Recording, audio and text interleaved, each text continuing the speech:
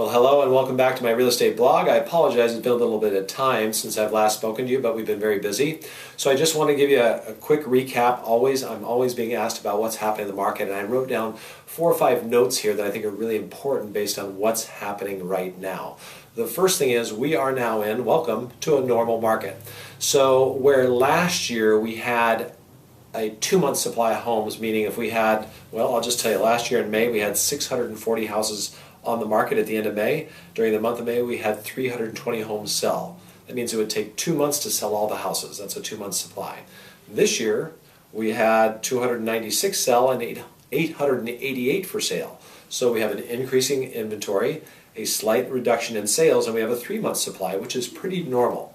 So what does that mean? Well, last year was an amazing market. Is the market bad now? Not at all. Last year was crazy, going straight up, not enough homes for sale. People were fighting over each other to get to a house. This year it's much more normal. So if you have a well-priced house in a good location, we've got many examples personally here in my own office where we get multiple offers and the prices go up.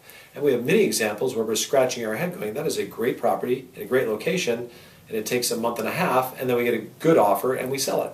So our expectations need to be reset, whether it's an appraiser telling me, boy, all the sellers out there seem overly optimistic, or it's us just having to be realistic with our clients and saying, listen, we don't have the backlog of buyers we once had, and it might take 3, 4, 5 weeks before another buyer comes in the market that wants to buy a house like yours and is qualified to do so.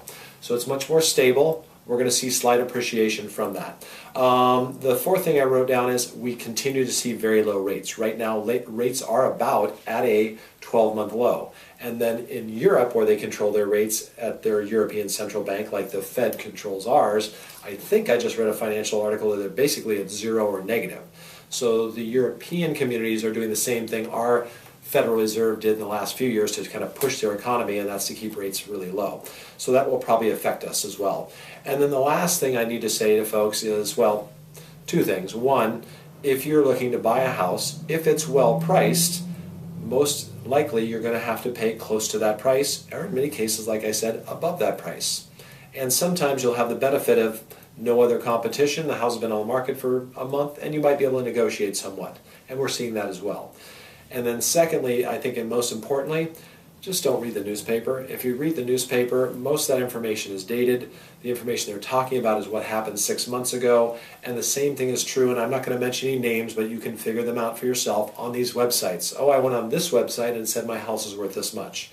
Well, don't put too much faith in that. I can give you too many examples to explain that. So at the end of the day, we have a very stable market. We have some slight appreciation depending on where you are.